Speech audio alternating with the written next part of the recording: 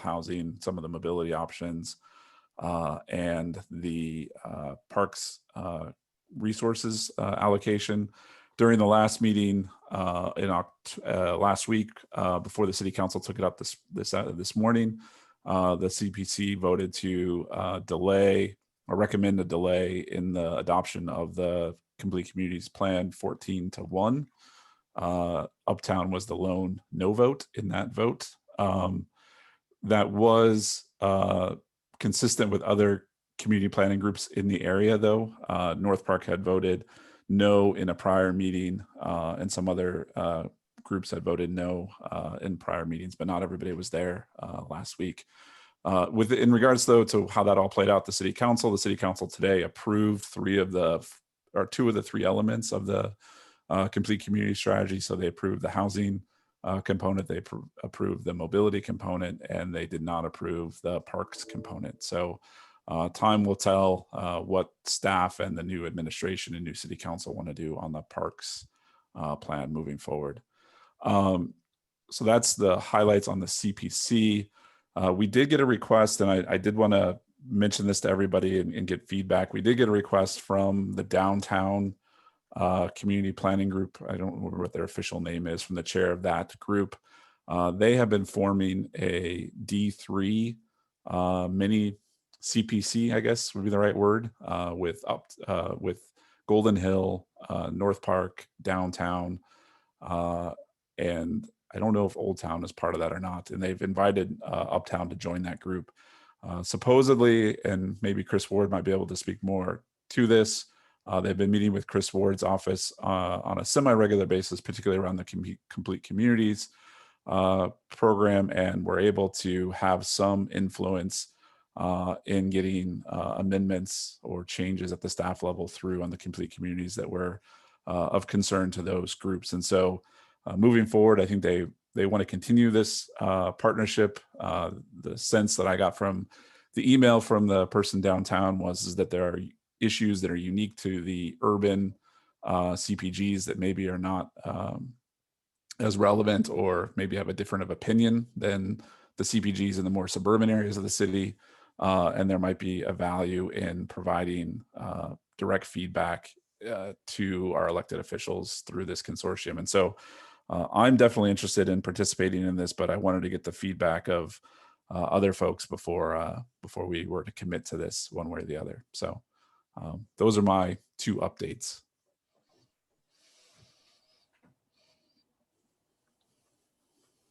Great, thank you very much for that update. I think it's a great idea to get involved locally with other D3 community groups, because I think our urban core neighborhoods are quite different than the northern or other areas that are a little bit more suburban. So we should, as a board, consider pursuing that and opening up that dialogue. I think that makes sense. Clint, I have a question. Are they meeting and asking for a single representative, or is this something that we should look as is it like a subcommittee that they're trying to have us add to meet on that, just structurally? I don't know the answer to that question, Matt. My sense is it's probably one person to meet probably monthly with one person from each of those groups within D3. Okay. And then, provide feedback and guidance to this group, which then, it's kind of circular, just a liaison back and forth between the two groups. Okay, thanks. Question, Sohail or Clint. Do you know when we discussed the complete communities in one of our meetings? My memory is failing me as to when we've discussed it and made decisions. We have never made decisions as a board on complete communities. Okay. We've never had. So we voted. So we voted with at the chair meeting. We voted no without a board decision. So I base my decision on the other factors that we've pushed forward as a board in terms of our priorities, and those priorities are, providing more bike infrastructure, which is consistent with Right. the mobility portion of the complete communities, and that we've advocated for more housing and affordable housing options, which is also part of it. So that was what I based my decision on. But no, there hasn't been an official action.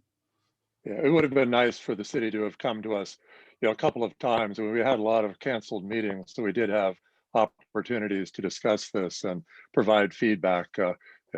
It's the purpose of the planning groups, and with the community plan, this tends to override it in many regards. There's a lot of positive aspects to the complete communities, but I think it should have been brought up at one of the meetings for a full discussion. That's my point of view. Thanks. Thank you for your comments. And from what I understand with complete communities, there's room for adjustments with the program.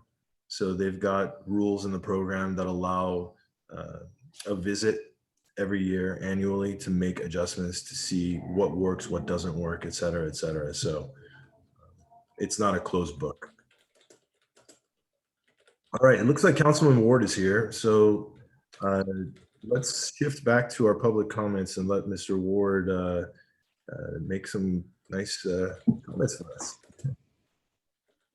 Awesome. Thank you, Salil. And thank you, everybody. It's good to be with you. I actually just got home from probably a 7-hour council meeting. So, the work continues right after the election, but it's really nice to see you. I know that tonight would be my last meeting as your city council member, but given the outcome of last week's election, I really am looking forward to continue to serve our community as in a new capacity as your next state assembly member. I want to thank everybody for participating in Uptown Planners, for running over the years, for putting all this time into the meetings that you do. As many of you know, I was on this board just 4 years ago, and I know how it is an important voice for our community when it comes to a lot of our public decisions around land use and planning for Uptown. I just want to take a few minutes to not just thank you, but highlight a lot of the great work that we've been able to do because of your efforts and looking ahead at some of the upcoming projects in Bankers Hill, Middletown, Mission Hills, Hillcrest, and University Heights. We know that over the last 4 years that we finally completed Fire Station 5, 8 in Mission Hills, and 3 down there between Middletown and Little Italy. The Mission Hills Hillcrest Library opening up, our University Avenue pipeline replacement, the Richmond Street sidewalk and storm drain projects, and then for added shine, having the inclusive rainbow crosswalk in Hillcrest, all the stop sign requests that you have been submitting to my office, bikeway projects coming up, and then looking forward, the Normal Street Promenade and expanded Pride Plaza will be coming in early 22. And then the list doesn't stop there. There's of course a lot of other CIP work in the pipeline. So I want to thank you again for really driving so much of that effort. I know you're talking tonight about a long-lived effort around Plan Hillcrest and what we want to do, not just for maybe looking at some of the rebalancing of housing and transit and park opportunities, but this idea that for the first time in our region that we can have a new LGBTQ historic district. And so there's just so much more to look forward to that we are setting up. I wanted you all to know I had a chance to meet not last Friday with Stephen Whitburn, our new council member elect, and we are going to have ongoing conversations this month to make sure that the transition is seamless, that he knows to every extent that I can, as much as I know, and make sure that he has all the resources to hit the ground running on day one. So there's no blip in service, there's no blip in outstanding constituent outreach. We want to make sure that he's well prepared for success as well, because his success is our community success.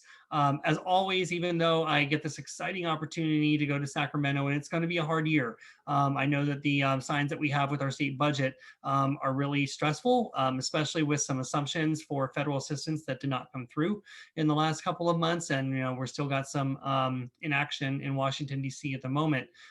So we're really looking at a challenged rest of the budget this year and to see what comes up for the fiscal year 2022 in the springtime discussions as well. All that said, of course, we're still dealing with COVID, and that puts operational constraints. I don't think that we actually get to have a lot of meetings in the Capitol, and so just your normal course of business is going to be continue to be disrupted like it was this year. But I'm creative, and I know how to reach people, and we're going to continue to make sure that the work that we're doing, the legislation that we can introduce, is meeting the most priority issues on the ground.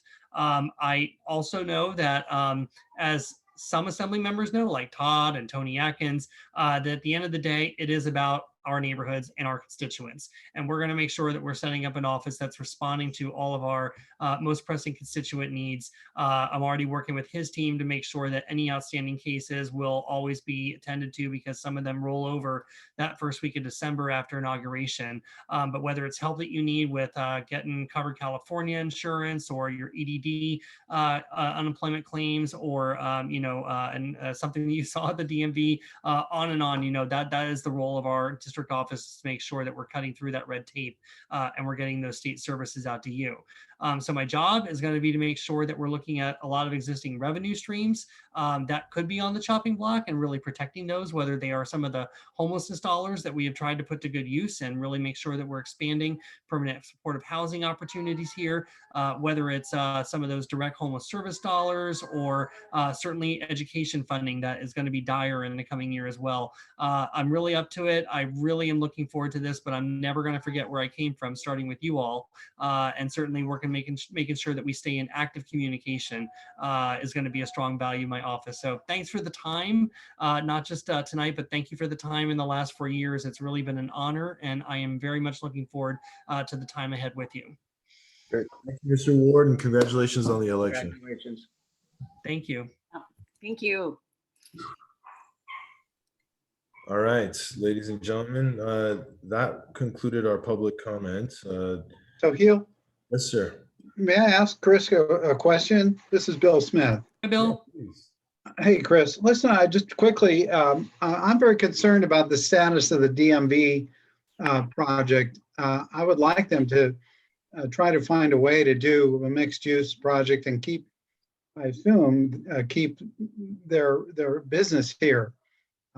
It's a fixture of the community, and it's a great parking space for people in the evenings. I wonder how you feel about the possibility of swaying them to do something that could work. So I will make that a priority in my first month. That and a couple of other state-owned properties as well is high on my list, just to figure out what is going on. Because I think, as all of us know, as close as we've been to that, the effort to try and do a DMV only project, and then having that 8-foot wrought iron fencing and other things that were starting to rub a lot of us the wrong way, kind of went by the wayside. And we all, obviously it's a very outdated building, and it does need replacement, and in what form it looks like, and what other kind of mixed use that we could accommodate there is something to be explored. I remember that there was, I think, legislation which authorized, and this was a Chris Kehoe or Tony Atkins effort, I believe, that tried to allow state properties to do a mixed use development. And I think because that first effort failed back in the late 2000s, they decided to move forward with the DMV only project, right? So let me get to work on that with you, Bill, and I will stay actively, and I will keep you informed about what I know and what the possibilities are going forward, because something's got to happen, but it better be something good, and then hopefully it can be something multi-purposed. Yeah, please do that. And I think it would be a great source of foot traffic for the promenade and for the area. Absolutely. Are there any other questions for the council? So Yes. may I please. ask a question in relationship to what we were just talking about on item 3? Chris, I got a request a week or so ago from Bill Orabone at the Downtown Community DCPC. I can't remember what it all stands for, but Right. he said that they had formed a working group with other CPD chairs in D3 and had been having some communication with you. And I was just curious on your perspective of how that's gone, and what value that provided. So Bill and Kathy, who is with Greater Golden Hill Planning Group, specifically were leading an effort to try to get the Parks Department to really work on some different attributes of the Parks Master Plan. That effort did not, so many of their suggestions were incorporated by staff in the final iteration. That did not pass yesterday. The housing and mobility component did pass. So it will be going back to staff. It'll be up to the new mayor and council to decide. I mean, a lot of effort has gone into it with the planning department and the Parks and Rec department, and I think many of our community planners, but there's going to be another bite at that apple, Clint, to try to get in there and see how we can actually get better, a new way to look at recreation value, right? Because we all know we're park deficient. But at the same time, we've got a lot of parks dollars that are stashed away in 46 different community buckets right now that in and of themselves are not getting deployed. And how do we look at a new sort of parks fee that can start to actually make different projects happen in different places? And how do we assign some of the valuation of parks contributions that new development is able to bring into a community if it's able to directly fund something that is public access? So anyway, sort of a broad sort of, kind of like planners chatter to say that they're trying to design a new way of looking at how we count parks amenities for our communities going forward and unlock new dollars. Okay. And that is now going to be an ongoing effort. I will circle that back with Bill on your behalf to make sure Uptown is included. Okay, thanks.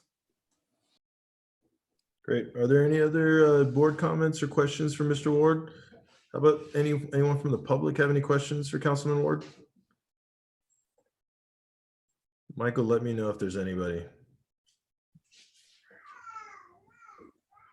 I'm not seeing any at the moment. No? Great, Okay. everybody. Well, Well, I wish you health and safety. Obviously, we're seeing nervous about some of our numbers on the rise. So I know it's been the whole theme of 2020, but let's all do our part to make sure we're crushing this virus, because I really hope to meet with you in person sooner rather than later. So thank you. Thank you, sir. Thank you. All right, ladies and gentlemen, let's go back down to our informational items. Clint, did we finish your updates and comments? Yeah, I mean, I guess hearing no other comments, I mean, I'll reach back out to Bill and I think participate in one meeting and then provide feedback to this group and decide how we want to move forward from there. Does that sound reasonable, Sohail? You're muted. You're muted, Sohail. Sorry. Yeah, that sounds great. Once you have a discussion with him, we can have a discussion at our next board meeting to see how we want to move forward. Okay. Great. All right, let's go to our item number 1 on the information items, which is the Hillcrest Focus Plan Amendment. Mr. Prince, would you like to set up your presentation? Yeah, thank you, Chair. And so this is basically just a sort of a status update and a little refresher. And let me go ahead and share my screen.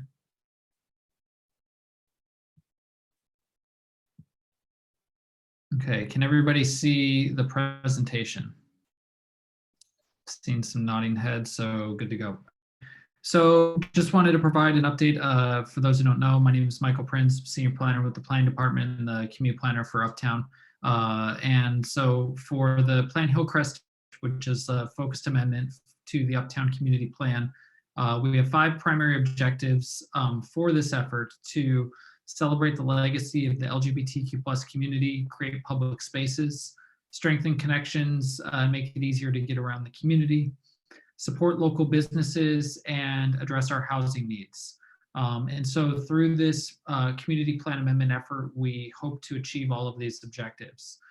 We met with the subcommittee that was formed by the community planning group in July. That meeting was held, it was 2 weeks ago now. At a time is time's a funny thing, I guess.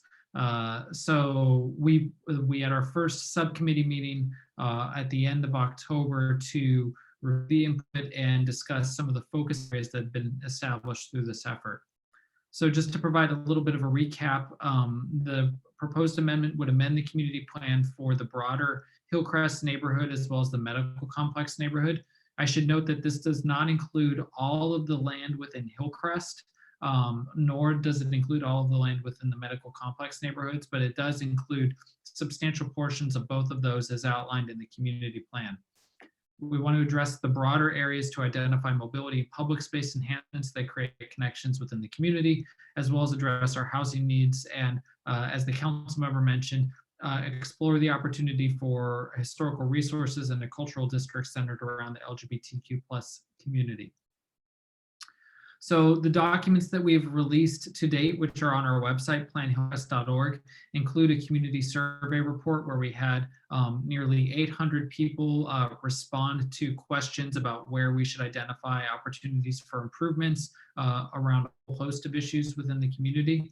We also prepared an existing conditions atlas, which looked at some of the land use, mobility, and urban form conditions that are within the plan amendment area, then can sort of help inform some of the recommendations that we will begin to start to establish later this year and early next year. So the meeting input that we received at the July meeting, the last meeting where we talked about this in detail with the full planning group, was to really address pedestrian infrastructure, looking at opportunities to expand the normal street promenade and creating more connected open spaces, addressing our mobility needs through improved bicycle connection and equity around access to prioritized bicycle connections, and then also the emphasis of good urban design as part of both new public and private improvements that we anticipate will come into this area in the future. The other thing that we did sort of since the last time the full planning group has met on this is we presented to the Planning Commission as part of a July workshop. And so through that effort, we heard a lot of good information from the Planning Commission themselves. A couple of key points that I want to highlight was the recommendations to increase plazas and plaza space, as well as linear street parks in the tree canopy, as well as looking at reducing street parking to provide the right-of-way for other users, whether it's parklets, sidewalk cafes, or bicycle lanes and improvements there. So obviously we're taking the full planning group's input, we're taking the Planning Commission's input, the input we received from the broader community through the survey, and then also the subcommittee's input as we begin to formulate concepts and move forward. And so what we did at the October meeting of the subcommittee was really provide an overview of the 8 sub areas. This was originally posed as a question in the community survey report, in which we asked, where are the areas where the community would like to see additional housing? And so with that, that kind of allows us to evaluate opportunities for urban design, public space, and mobility connections, you know, again, within these sort of sub areas that follow the currently adopted land use designations. And again, it allows just for a review of sort of more fine-grained urban form opportunities. I'm not going to go through each and every sub area tonight. The presentation is available on our website as well as the recording from that meeting. But just to sort of highlight a couple of things, as we identified some major plan developments such as the Scripps Mercy Hospital complex, as well as the UCSD's long range development plan. We identified other sort of major planning efforts, including the previously identified gateway effort, which was part of the primary genesis for this effort, and sort of the opportunities to look at improving walkability. You know, also looking at opportunities for mixed use based on urban form. So the avenues really presents the alley access and the long blocks that have the north-south orientation really can help facilitate mixed use as you transition from Hillcrest into Bankers Hill.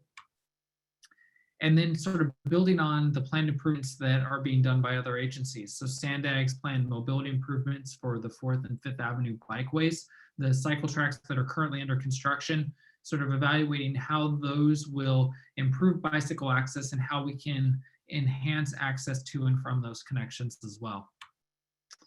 As I mentioned previously, the normal street promenade, which has been approved and is moving through the process towards implementation. How can we look to expand upon that, that effort to really create a more robust network of open spaces and promenades that connects Hillcrest as well.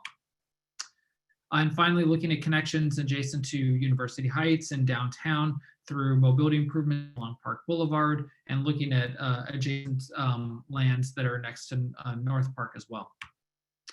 So the other discussion that we briefly touched on was the existing privately owned public spaces that are within the planned Hillcrest area. There are not a lot of them, but it's just to point out that these mainly take the form of, you know, plaza space, and seeing this to sort of how those can be replicated in other developments and new developments going forward.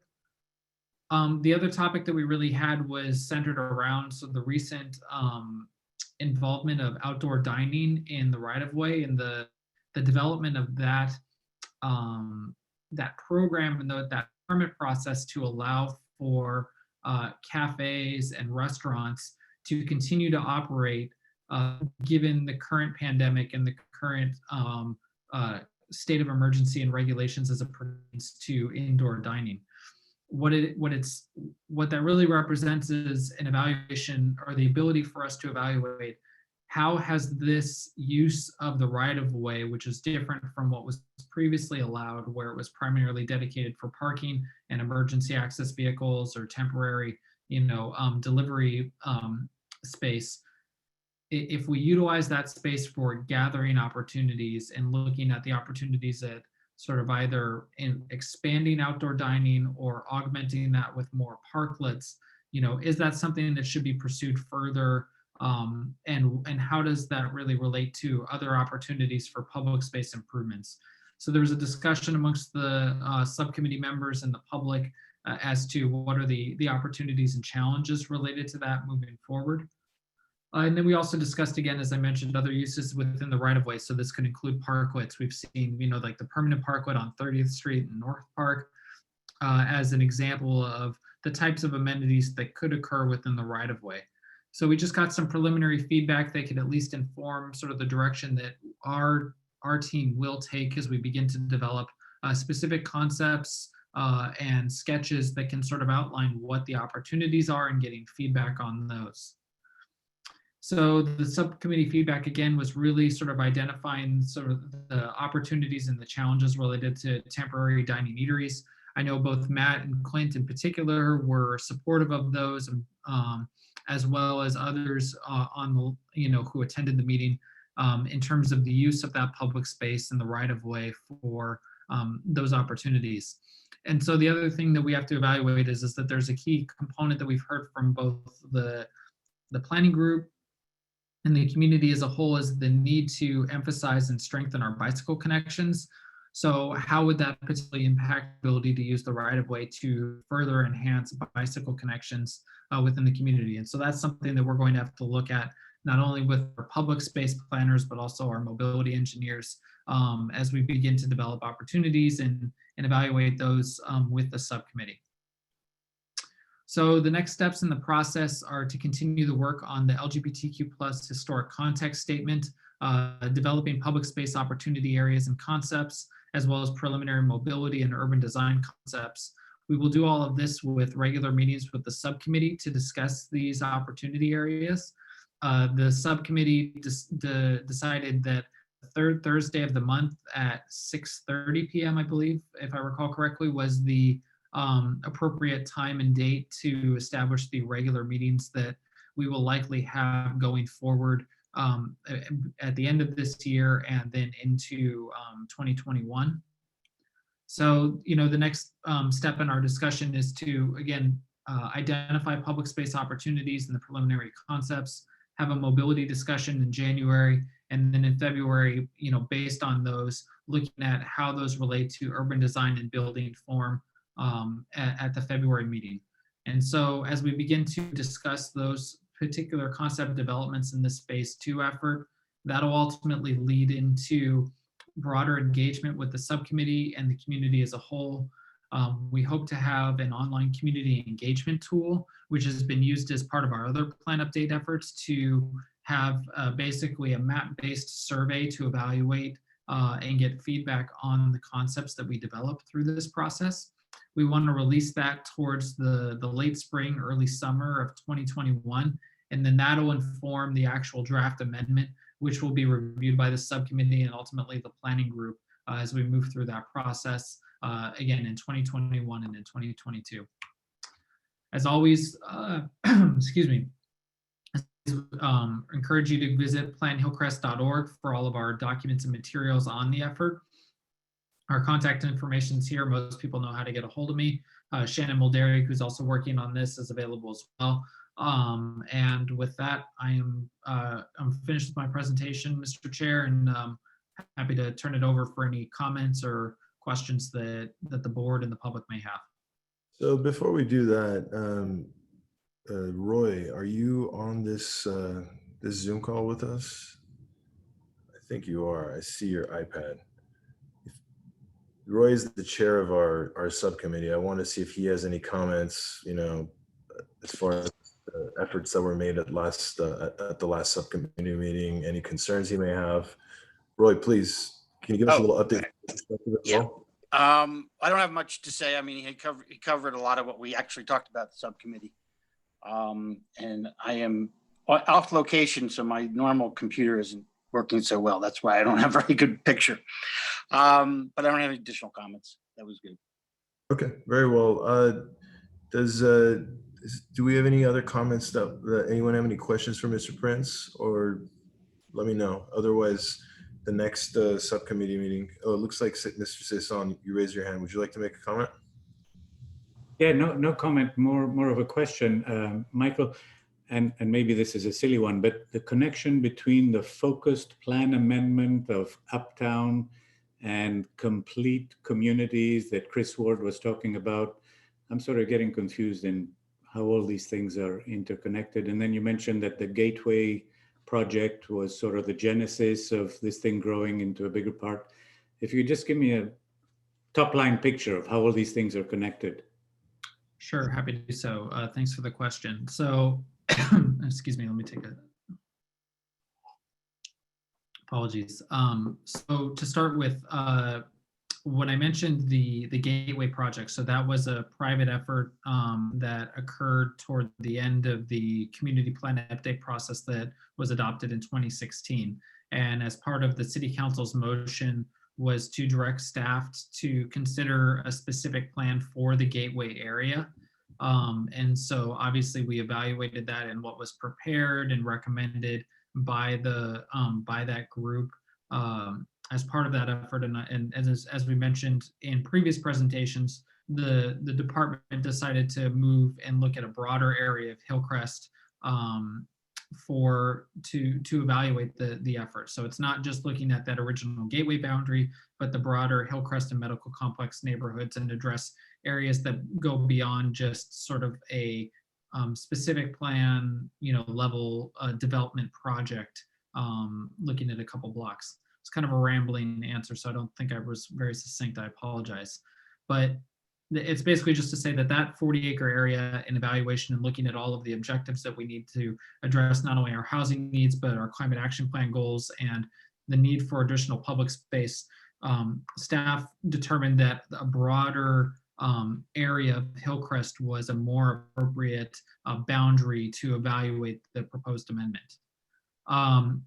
Secondarily, as it relates to complete communities, the Complete Communities program is a citywide program that is an opt-in voluntary program for development projects to take advantage of, or to address state law and address our housing needs. And so, really what that is that applies citywide, and obviously there are variations of the rules and requirements based on sort of where you're at in the city. But that is not meant to supersede or conflict with the Plan Hillcrest effort.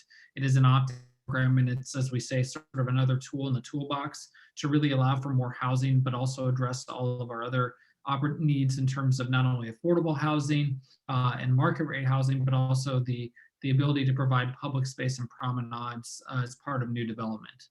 So as we begin to look at more specific opportunities as it relates to land use, urban design, policies, and then any potential regulations that may come out of the Hillcrest effort, we will do so now with the framework of what was the recently adopted Complete Communities program, to ensure that they do not conflict with one another.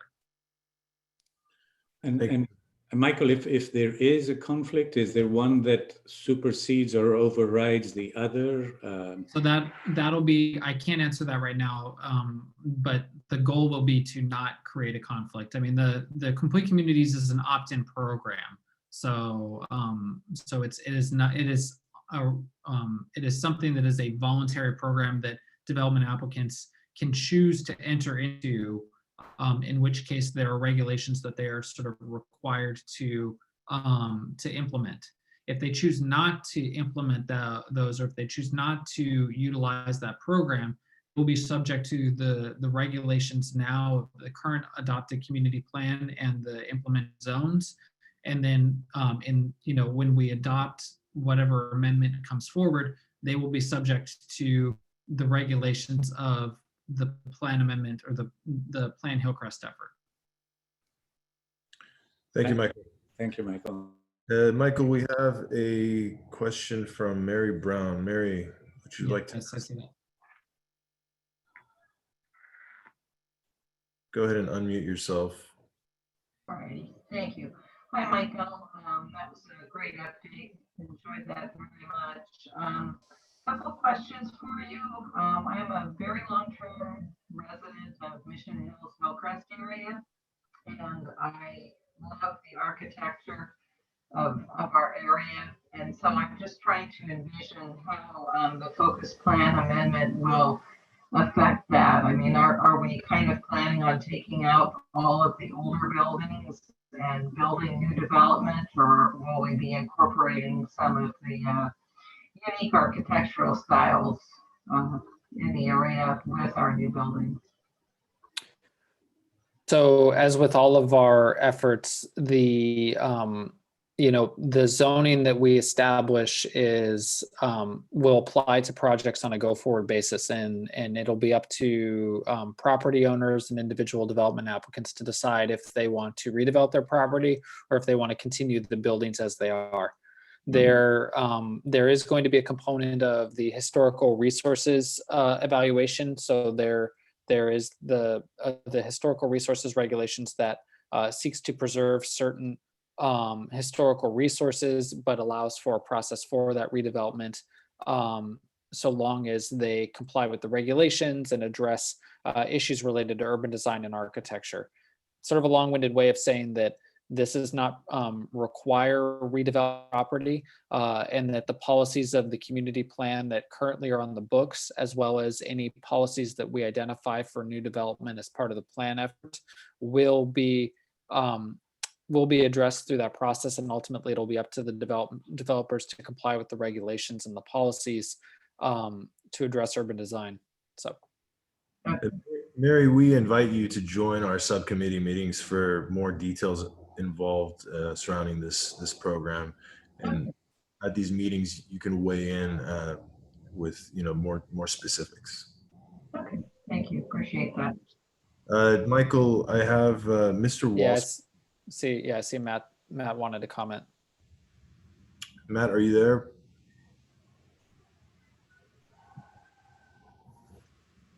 Oh, he's typing his comment.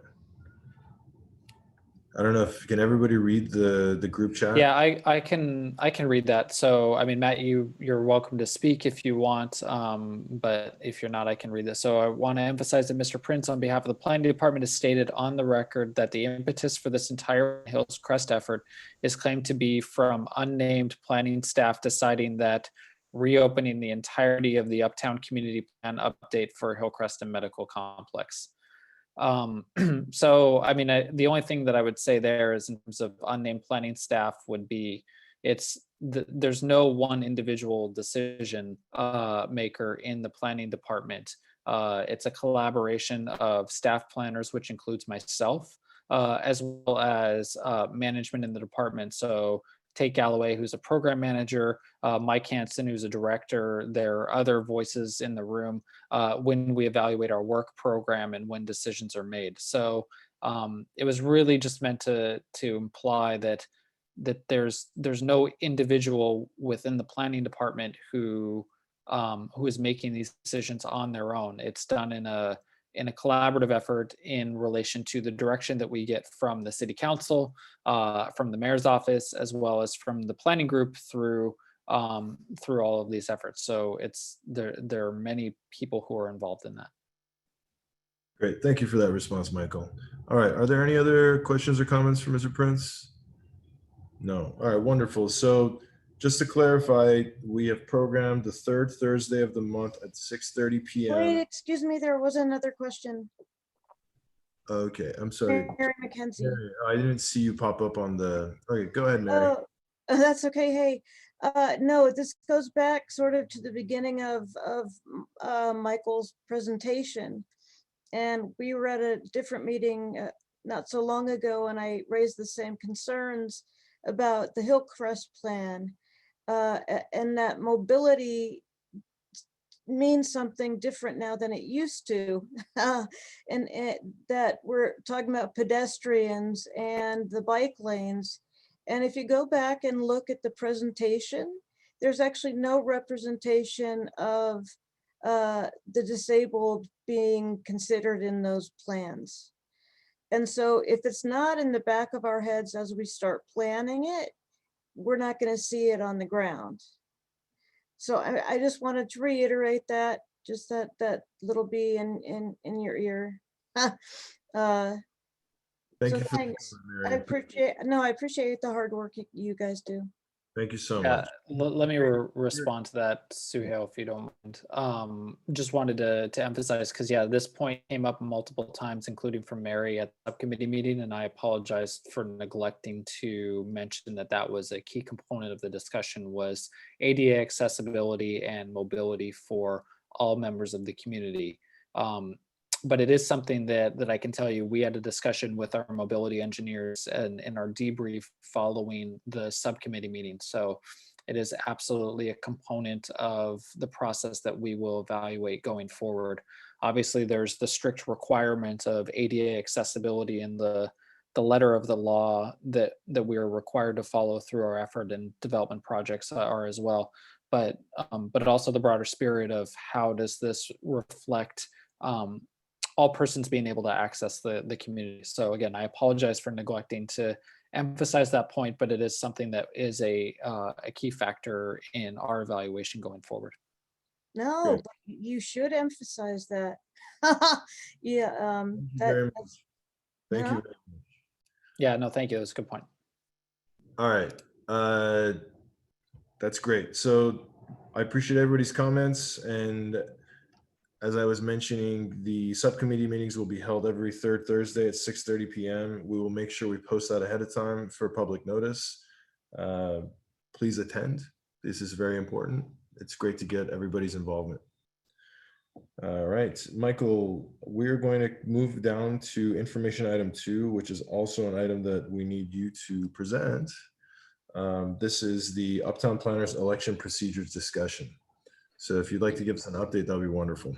Yeah, so I'm going to keep this pretty brief because we're not quite as far along as I thought we were going to be when I drafted the, when we discussed it on the agenda.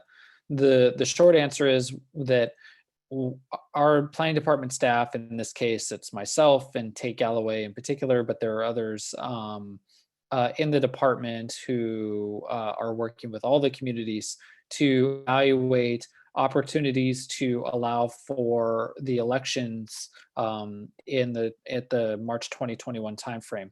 So as most people know, the council policy was amended in April of 2020 to suspend the provisions of the bylaws that related to elections and some other provisions related to in-person meetings in response to the governor's state of emergency and the COVID-19 pandemic.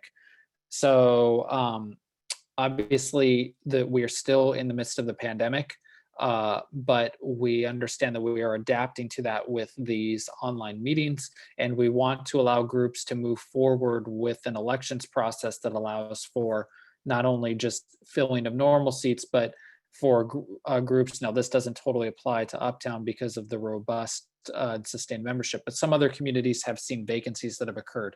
And when there's most of the bylaws, if not all of them, have a provision that is within the council policy where 2 or more vacancies triggers the need for an election. So a lot of groups haven't been able to fill vacancies. It's a long-winded way of saying that we're looking at provisions to allow for write-in ballots and in-person voting that has parameters and guidelines that would allow for social distancing to occur.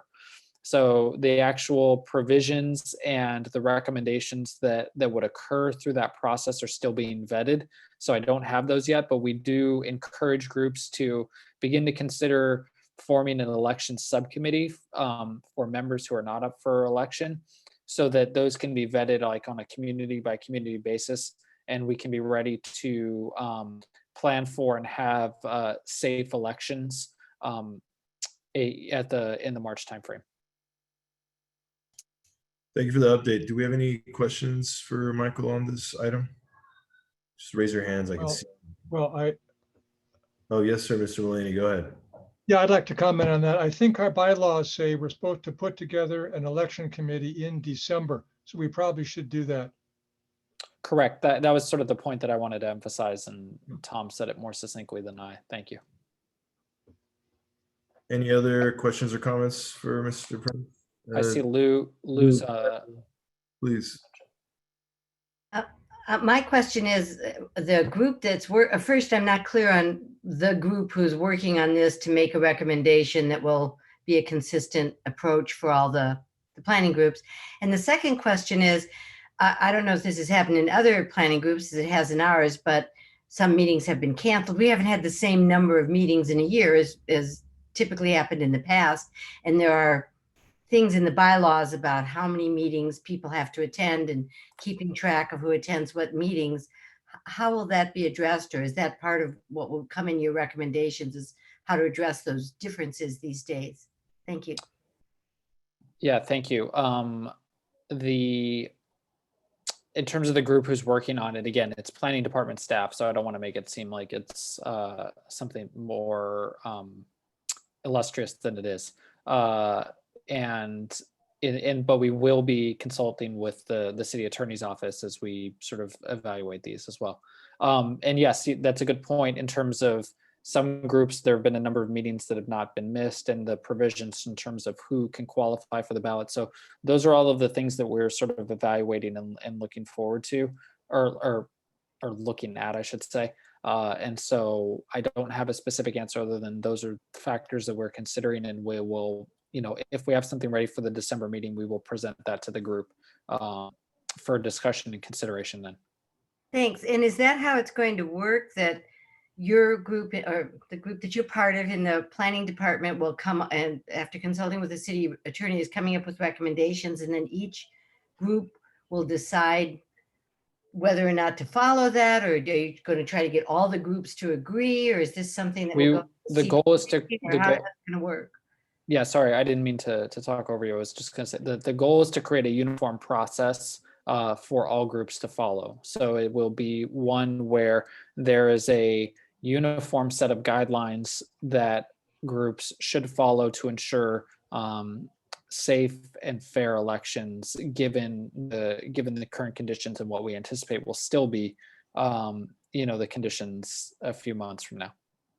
So just to understand, I'm sorry, and I don't want to belabor this too much, but so then sort of the individual groups' bylaws will work only within the framework that the city recommends. And when you say recommends, is it just going to be, and I don't mean this in a negative way, but is it going to just, the city will tell the groups, or will the groups be somehow voting on this or?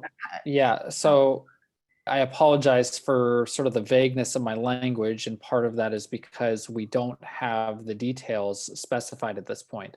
The intent that we are evaluating at this point is to establish clear guidelines that the group should follow, but ultimately it is going to be up to the group to determine the provisions of the elections process. It's just that what we will provide will ensure that it's consistent with the intent of Council Policy 624. I think that's sort of the best way I can put it. Thank you, Michael. Thank you, Lou and Michael. And we have a comment that Matt just posted, kind of reiterating some of Lou's concerns as well. I'll read it out loud. It says, I agree with Lou. I do not believe that this issue should be CPG by CPG. The process needs to be determined for all by the city attorney and the city council so that we don't have inconsistencies COVID is affecting all CPGs and needs a uniform and transparent process. Yeah, and let me respond to that because I think actually that gets to a point that I probably was not that I was inarticulate on, and that was the Matt's point and Lou's point is correct. The goal is not necessarily to say that we have 40 groups and there are 40 different elections procedures. It's really that there is a uniform process and a minimum that each group is going to have to follow. But I'll give you an example. Currently within the bylaws, I believe Rancho Bernardo has the ability for a mail-in ballot procedures. So that's something that is unique to them that has been reviewed and vetted by city staff, the city attorney's office, consistent with Council Policy 624. Pacific Beach has multiple meeting dates where they vote. So it's not just their normal meeting date, but they also have a Saturday where they hold in-person elections, again, pre-COVID. So really what we wanted to create was sort of a menu of options within that where each group can adapt to that, but that there's a consistent provision and a baseline that every group needs to meet. Thank you for that clarification, Michael. All right, are there any other questions? Stephen Klein, go ahead. Yeah. Michael, as you know, the elections committee, before we broke for the pandemic, had vetted candidates and essentially agreed on what the ballot was going to contain and so on and so forth, and literally stopped right on the brink of the election. Are you envisioning that we're going to start all over again with vetting candidates, or are we simply figuring out the procedures for how to run the election that we already had scheduled? Yeah, I don't have an answer to that. So I would imagine that it's something we would probably have to at least, I don't want to say we have to start from scratch, but I don't think we can just continue what was done before. Just we're going to have to evaluate it once we have a little bit more clarity on the process. Okay, Mr. Smith, go ahead. Michael, has state law addressed any of these issues? So state law is addressed. So this is where I want to throw a caveat that probably the correct answer I should say is I don't know, and just leave it at that and stop talking. But I will go ahead and keep talking anyway. So I do know state laws address changes to the Brown Act and the requirements for meetings and the process whereby you can have those meetings online, consistent with those provisions. But as it pertains to sort of in-person gatherings and things related to that, there's county guidelines in terms of how you can have safe gatherings, particularly outdoors. And so that's really what we're going to be responding to, is that component. So that. Matt Medeiros. Yeah, just quickly, I know we missed a couple of meetings here and there. I would propose that we at least move forward with approving the election committee that was already in place for the last year's election, and unless someone from that committee voices their desire not to no longer be on that committee. But that way we have that in place to move forward in case we get caught up in December or have other things going on. I think that's a great suggestion. Does anybody have an issue with that? If not, can I get a motion? Well, I would just say we don't have an action item on the agenda, so this would have to wait till next month. Okay, that's fine. Then let's just do that. We'll make it an action item for December's meeting. Thanks. Any other comments? No? All right, wonderful. That's great information. We appreciate all of that, Michael. Thank you all. All right, let us move down this list. We have the SANDAG Central Mobility Hub update, and our presenter is Gia Balish. Welcome, Gia. Hey, everyone. Sorry, it took me a moment to find my mute and video buttons there. Okay, well, my name is Gia Balish. As mentioned, I'm with SANDAG. I'm part of the communication team. And thank you for having us here today. Before I jump into the content of my presentation, would it be possible for me to share my screen? Can I go ahead and request that, I hope? Yeah, I made you co-host, so you should have that capability now. Okay, great. Thank you, Michael. I'm just looking for the presentation now. I apologize for the delay.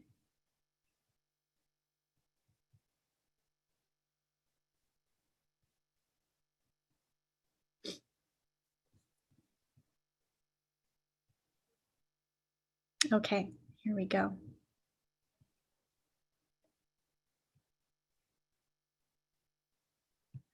Okay, can everyone see this okay?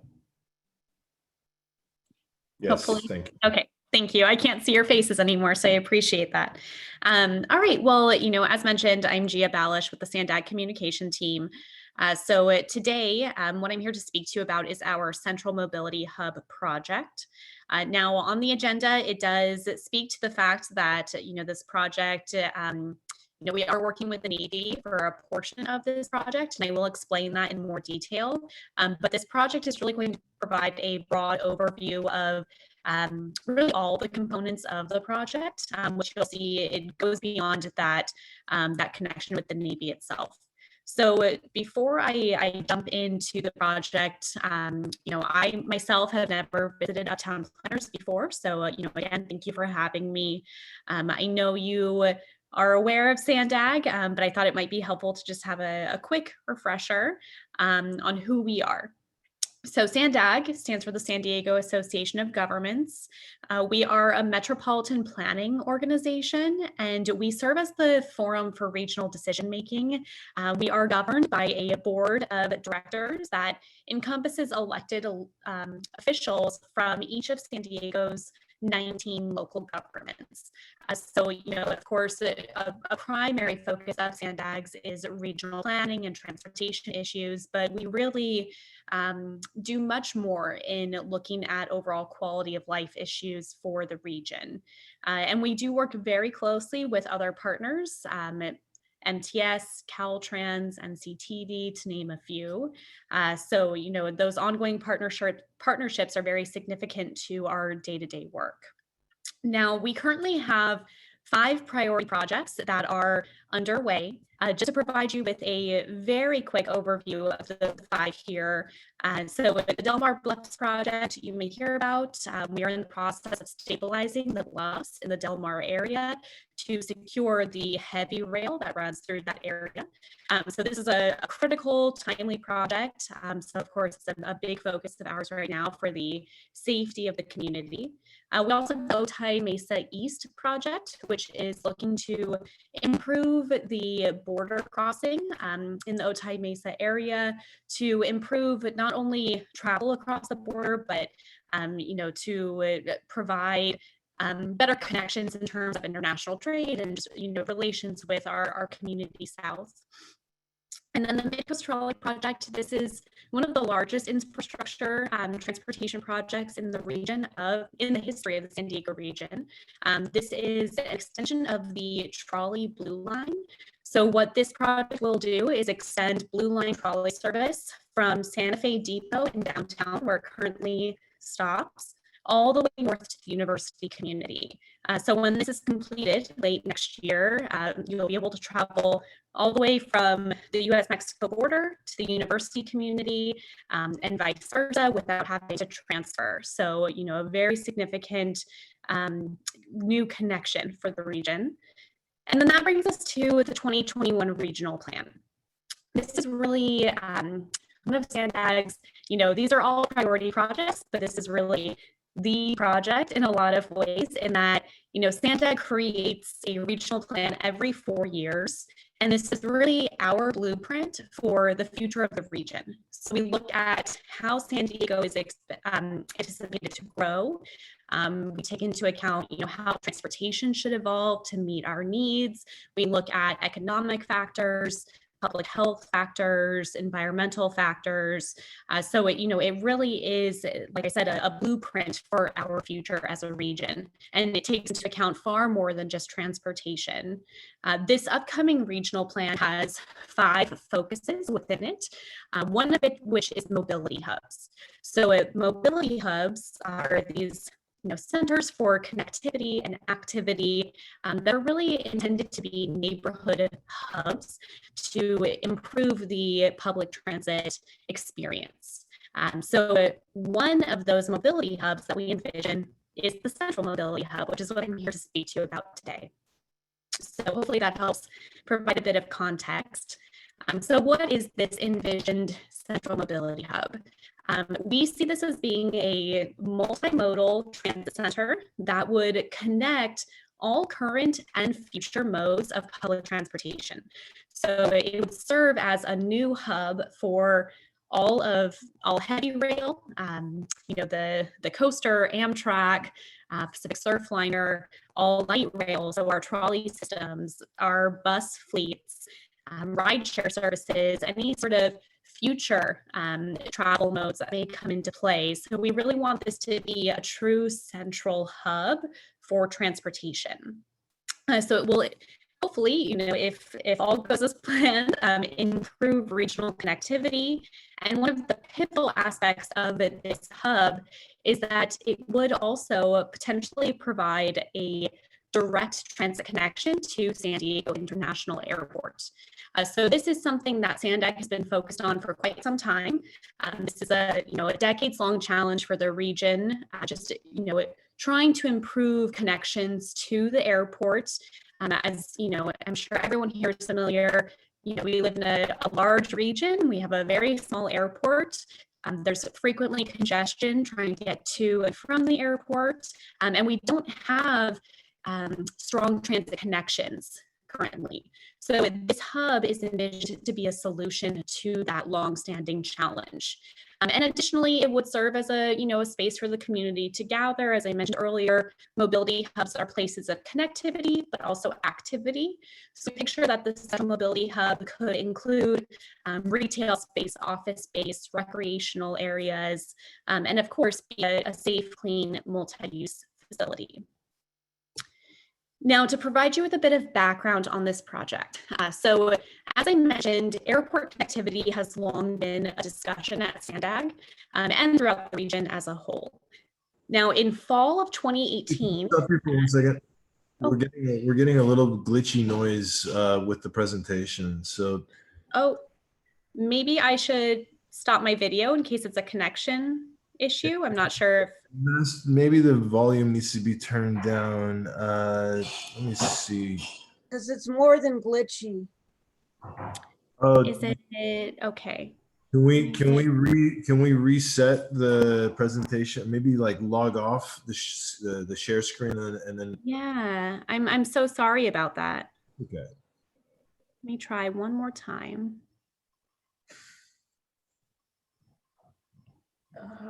Somebody should. Blah, blah, blah. Okay, so how do I sound now? Better. That sounds good. Yes. Better? Okay. Thank you for letting me know. Please let me know if it starts again.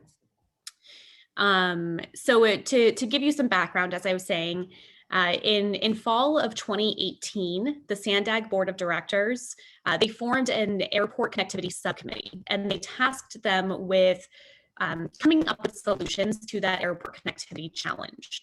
Then in fall of 2019, that subcommittee presented 4 concepts, which I'll go over with you momentarily.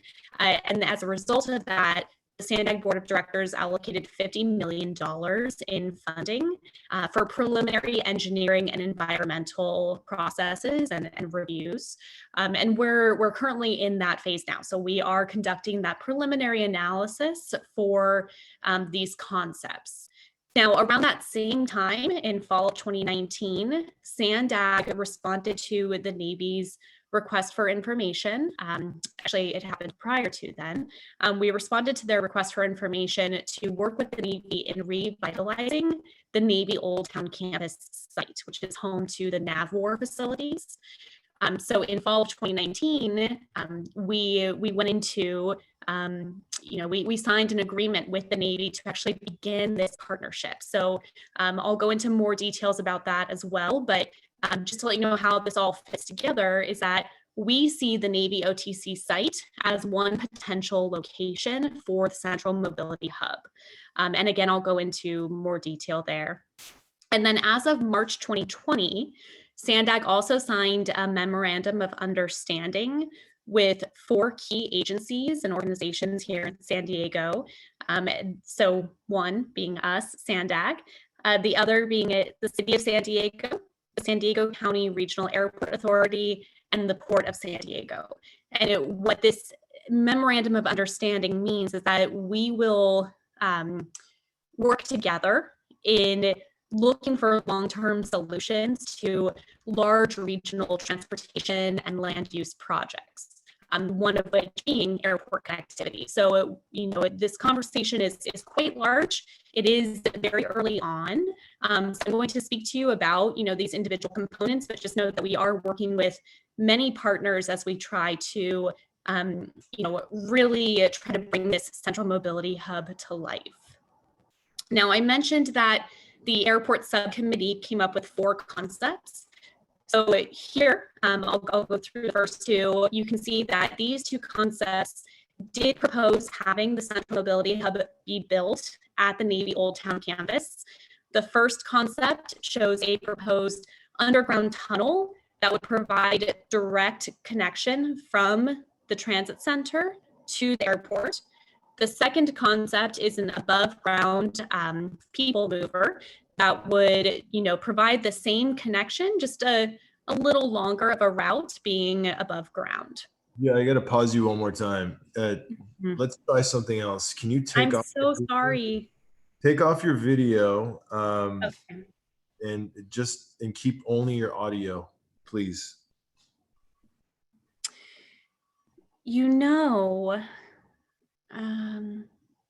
Okay, let's try this and see, and then, okay.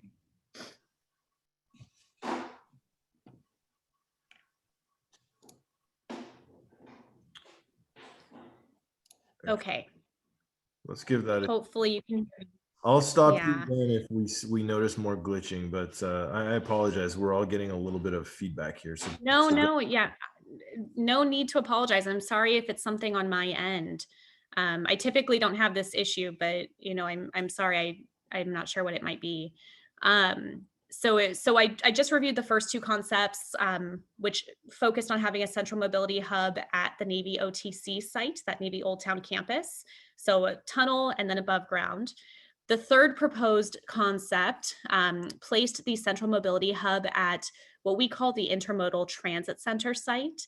This is a 13-acre site that's located south of Washington Street between the I-5 freeway and Pacific Highway. And for this option, there would again be an above ground people mover that would serve as the transit connection to the airport. And then the fourth concept as an alternative to these would be an extension of our current trolley system. So, again, supplying that direct public transit access to the airport, but without a central mobility hub. Now, I mentioned that, the Navy Old Town campus site is one location in consideration for this project. So, just to give you a bit more background on this, we have signed agreements with the Navy to work with them in their project, which is the Navy Old Town revitalization. So, the Navy is in need of improved NAVWAR facilities. This is critical to their mission, critical to their cybersecurity, and also to, keeping the Navy in San Diego, hopefully for years to come. They are a major employer, a major part of our economy. So, we want to work with the Navy in fulfilling their need for these new facilities. But by working with them and, considering options for revitalizing and redeveloping this, 70-acre piece of land, it also provides us the opportunity to explore that very exciting prospect of having the Central Mobility Hub be located in this area, which provides the right footprint, the right geographic location, the right size, to really make this Central Mobility Hub what we would love to see it become.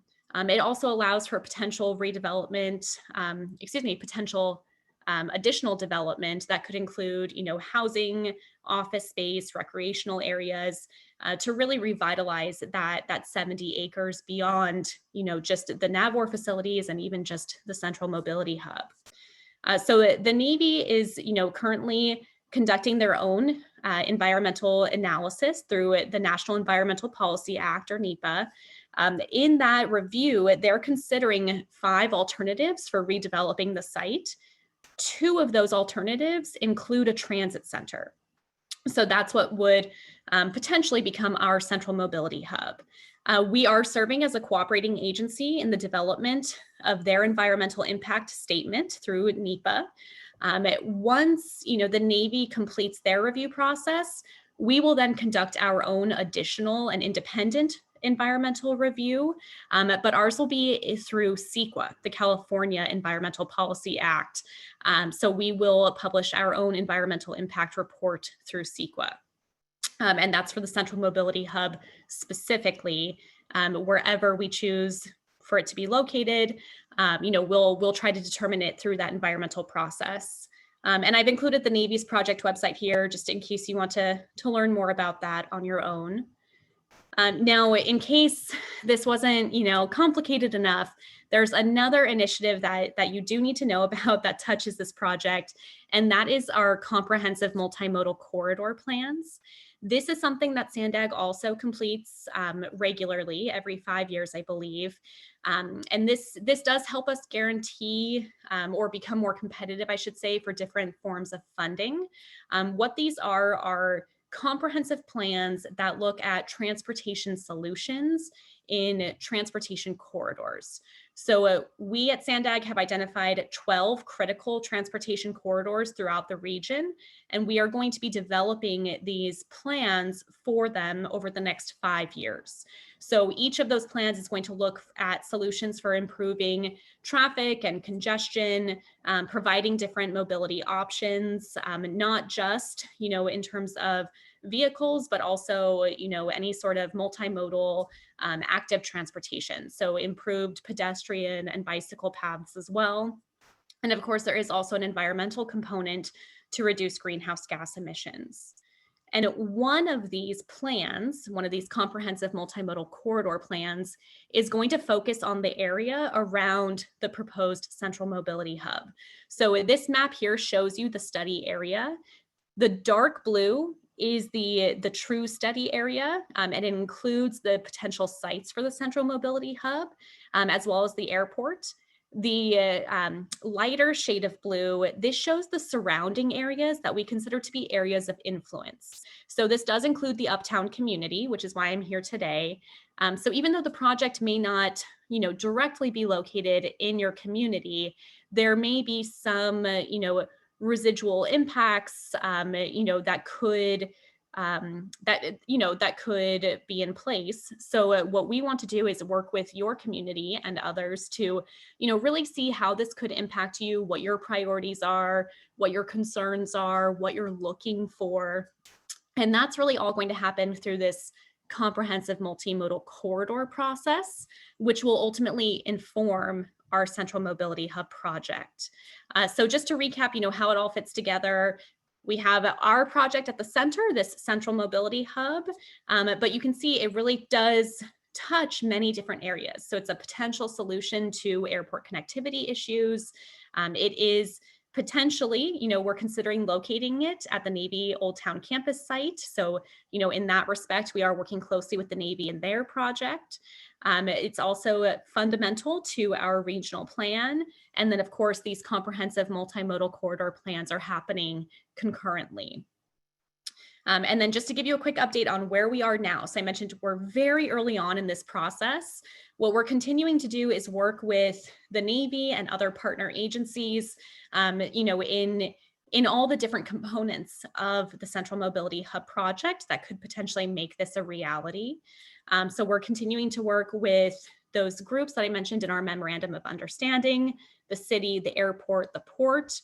We're continuing to work with the Navy to support them in their goals.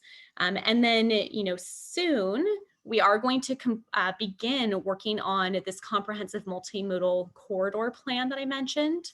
And that's when opportunities for public involvement are really going to begin. So what we envision is holding a public workshop later this fall or early winter. And I do encourage you to get involved, even though, as you saw on that study area map, even though the Uptown communities are they're not in that direct study area. They're a little off to the side. But again, this is where we really want to hear from the communities to see what it is that you're looking for in a potential transportation improvements throughout that area. And again, those are ultimately going to impact how we design and plan the Central Mobility Hub. We intend to begin our environmental review process for the Central Mobility Hub in the springtime of 2021. And then, that time frame can, of course, be adjusted, but, we anticipate that will take at least a year. Throughout that environmental review process, again, we are going to complete this in accordance with CEQA. There are going to be opportunities for public comments and input. And then, give or take spring 2022, we anticipate that we'll be able to take a design to the SANDAG Board of Directors for approval. So, lastly, just to give you a quick recap of everything I just discussed, we expect the environmental review to begin in spring. We are going to follow CEQA for that process. And there are going to be opportunities for you to get involved and really let your voice be heard. The first being that public workshop for the comprehensive multimodal corridor plan. So again, even though it has a different name, it does very much impact the larger Central Mobility Hub project.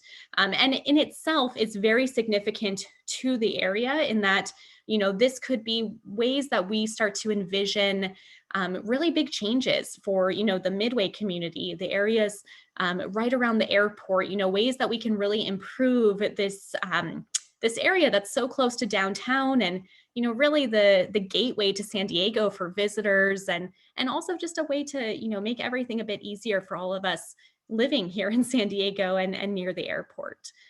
So with that, I will open up the floor for any questions. And I thank you for your patience while we worked through all the glitches. I'll stop sharing my screen now in case that also might help. And, here to answer, like I said, any questions or concerns. Great, thank you for that presentation. We greatly appreciate your time. I would like to start with some comments. Clint, would you like to begin?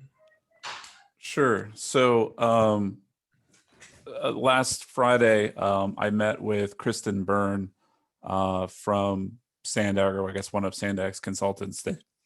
SANDAG reached out to Sohail, and then Sohail forwarded on to me as the infrastructure subcommittee chair to have an initial discussion with them. And so during that discussion, we talked about a number of things. It seemed at the time that SANDAG was primarily interested in kind of hearing who would be key stakeholders in the community. And so I specifically mentioned Bob Daniel as somebody who would be an important stakeholder just based on your involvement in the train noise issues in the park or the Western Slope area. And so hopefully they'll be reaching out to you, Bob, on that front.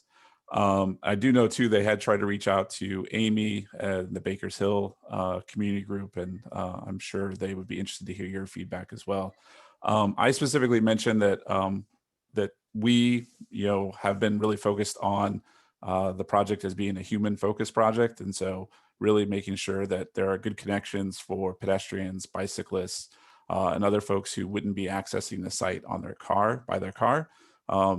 And that this would be a great opportunity to rethink some of the transit stations that are already there, particularly the Washington Street station and the connections to the 5 Points business area, as well as rethinking the utility of the Palm Avenue station, particularly if there is a connection to the airport, makes Palm Avenue largely irrelevant moving forward. And maybe an opportunity to think about moving that Palm Avenue station to the north end of Little Italy near Juniper or Calmia. The last thing that we talked about was a focus on just what are the impacts on India Street. I know through the airport development plan, there had been some discussions around whether or not India would be widened. I think that the airport has smartly decided that that was a terrible idea, but there would be a lot of concern within the Uptown community related to traffic, particularly on India Street, and safety of pedestrians and people walking around in the 5 Points business area.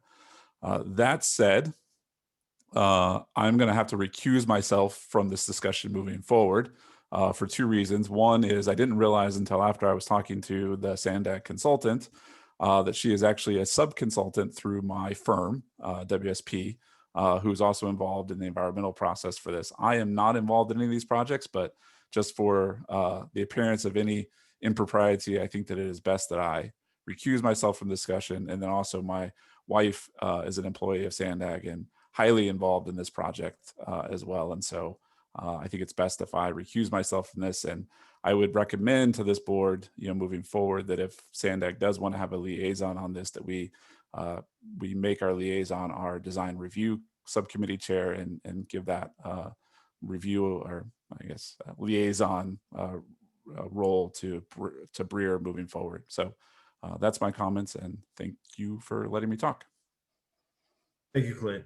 Do we have any other comments from our board regarding this presentation? I have one. Yes, sir. So anyone who's interested could look at a Union Tribune article, October 2nd. It's very interesting. It shows quite an array of high-rise buildings there. So whatever transportation there is, perhaps is underground, because I don't see any. So you could ask the question, is this a transportation hub with some additional development, or is it possibly a massive development project that, and then they're going along with transportation also? So, but it clearly would have an impact on any of the Mission Hills properties would be on this side, and this is the western side here. But another reason it's relevant, it is part of the Midway Community Plan, which now is not constrained by the 30-foot height limit. Okay, so it's an interesting factor there. Thank you, Mr. Millian. Any other questions or comments for Gia? Yes, sir, Mr. Cesson. I'm so sorry. Sohail, could I speak really quickly to Tom's comment? I want to gather a Okay. batch of comments for you, and then you can kind of address one at a time. All right. So Hill, this is Bob Daniel. Yes, sir. First of all, I'd be happy to be involved because of my involvement with the train noise system. But I have a question for Gia, and that is, did I understand correctly that the Navy is considering 5 options, 2 of which include the transportation center, but they could easily choose one of the other 3? Then where are you? Great, thank you, sir. Mr. Cesson, did you have a comment or question? Yeah, it's more just a question, Gia. Thank you. Very, very detailed, very well presented. I don't know if you were here when I asked my previous question of Michael to try and put all these things together, all these different pieces. And I'm asking myself, I'm actually on the board and maybe a little bit more involved or informed than the person in the street. I just wonder how anybody's going to understand how SANDAG works with the update community plan, with the city planning committee, the complete communities. And my question, I guess, is, can you just give me a quick idea of how you fit into all those other different people that are planning the areas that I'm going to be living in? Thank you, sir. Do we have any other questions that we can add to Gia's plate? Any public questions? Looks like. Yeah, this is Paul Jameson. Can I make a quick public comment? Yes, you may. Great. In terms of the high rises around the project, I would welcome that. I think we need housing near transit badly. And I'm not sure why the views of wealthy Mission Hills homeowners trump our housing crisis needs. So that's been an ongoing issue in Uptown. I think there's a real equity issue there where we're sort of looking out for wealthy residents' interests over the needs of the rest of the city. So that's my view on that. And then in terms of a question about connecting to this hub, Washington Street, we recently had a fatality of a bicyclist on Washington, very high speed traffic there. And there's been resistance from the business community to give up some parking spaces along Washington. Do you have any updates on the SANDAG Washington Avenue bike lane? I've heard that's not due until 2024 now, and we're going to be spending millions of dollars to restore 15 parking spaces. So I'd like an update on that. And I just want to ask that we support all user transit modes to get to this hub, not just sort of high-speed motorists and people who want free parking. I think we really have an issue where we're not looking out for the safety of residents. And I'd like to see this project address not just the hub itself, but safe connections to it, particularly along Washington Street. Thanks. Thank you, Paul. All right. Any other comments? Okay. Yes, I have. It's Michael Donovan. Yes, sir. Just a comment. I attended the Navy's presentation of their 5 options when they released that information. They were pretty clear at that point, probably 6 months ago, that that was going to remain federal land, and as such was not subject to the local community plans in terms of building height and whatnot. So that may be worth looking into. Thank you for sharing that information. All right, Mr. Medeiros, go ahead. Sorry I'm late. I stepped out for a quick brief second to put my kids to bed. But I do want to say that, you know, I look at this, the hub and spoke scenario here is, you know, I've favored for years as a wonderful offshoot to be able to, you know, allow folks to get into Uptown, to get into Hillcrest, to get into Mission Hills, you know, without necessarily bringing in the cars and the traffic. So I just want to say this type of solution gives us the potential to envision things like the Hillcrest Focus Plan in a much more grandiose way, because it's going to, you know, potentially be a future to moving people in a much more efficient way into those city spaces. So, you know, I just, you know, big picture, you know, looking long into the future of where we're going, I think this is a great step forward if it does move forward. Thank you. Thank you, sir. Appreciate it. All right, Gia, it looks like you've got a handful of questions and comments to address for us here. Would you like to take some time and do that now? Sure, thank you. So, you know, I'll just try to tackle them in order. And if I miss anything, you know, please jump in. So to Tom's point about that UT article, so one thing that's really important to note, this is an exciting project. We're excited about it. We have a lot of really fun visuals and, you know, models that have been designed, but everything at this point is preliminary. So that photo that's actually was posted or published in the the Union Tribune is one of those conceptual renderings. So it is important to note that, you know, that's one potential concept for what this could look like if we redevelop the Navy's Old Town campus. So, you know, just to reiterate again, that's one location we're looking at.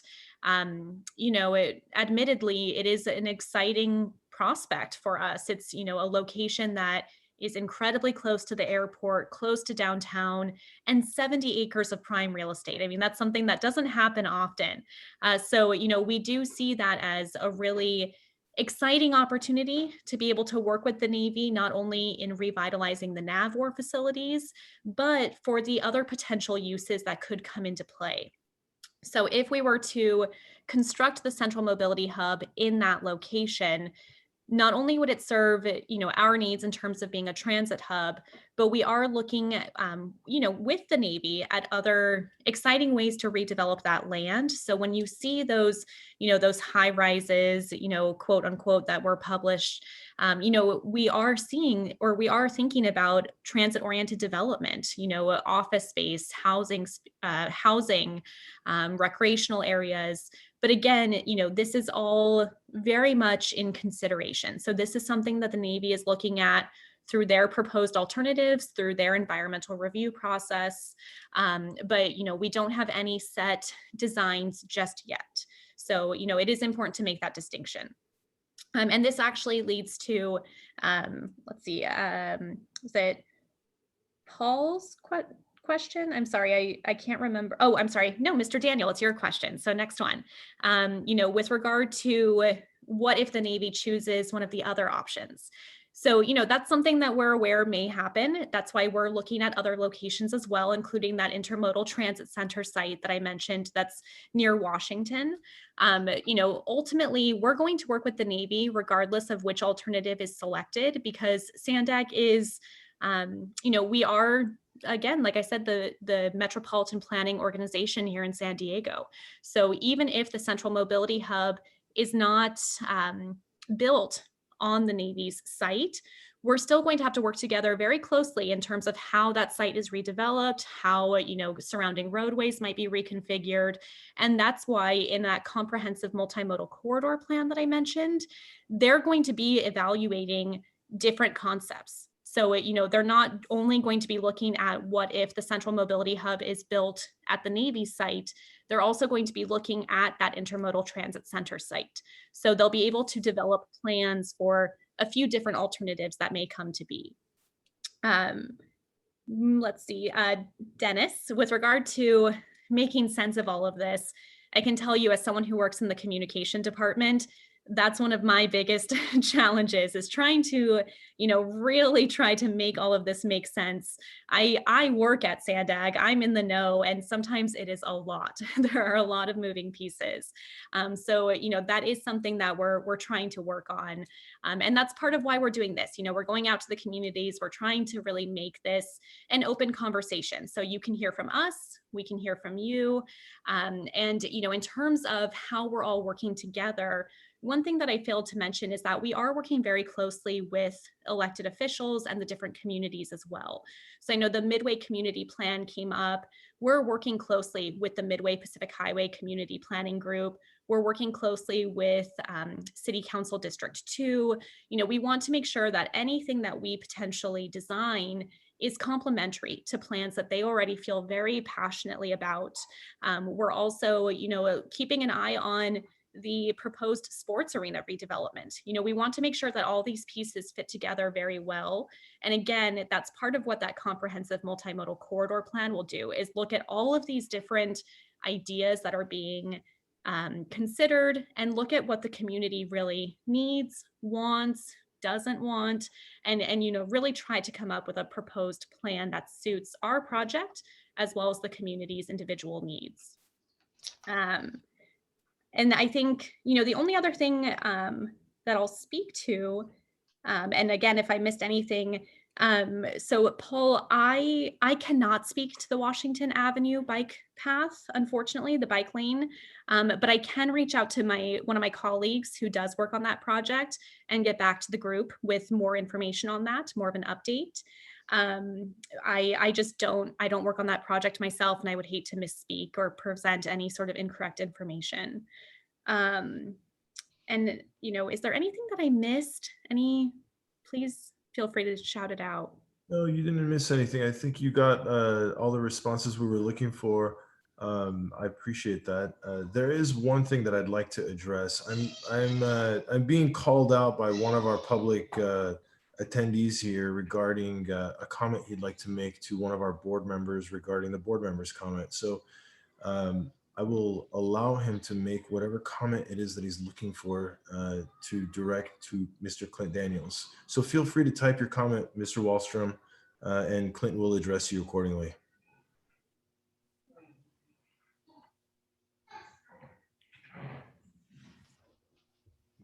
No, so I will answer that question. I was contacted by SANDAG, and I opted to ask Clint, as the chair of our public facilities program, to attend that meeting and represent Uptown as far as whatever discussion there was. And Clint immediately contacted me afterwards and notified me that there's a conflict of interest, at which point he suggested that the chair of our design review committee take his place for any future discussions surrounding this matter. So hopefully that addresses your questions and concerns, Mr. Wallstrom. All right, any other comments or questions? Gia, we appreciate your time. Thank you for taking the time to put that presentation together. If at all possible, if you'd like to share that presentation with us and allow us to post it up on our Uptown website, that'd be wonderful. Just let me know, please. Absolutely. I'll send a copy along, and thank you all for your time and for your questions and feedback. This is very helpful to us. And I do apologize again for the technical glitches. I appreciate your patience throughout. So thank you for having me. We'll be in touch as this project moves forward, and enjoy the rest of your evenings. Great. Thank you very much. It was fabulous. Thank you. All right, ladies and gentlemen, that concludes our meeting. I hope everybody is going to stay safe and healthy. This pandemic is not a joke. I personally know 4 people that have passed away after getting this virus. So please, very cautious and careful.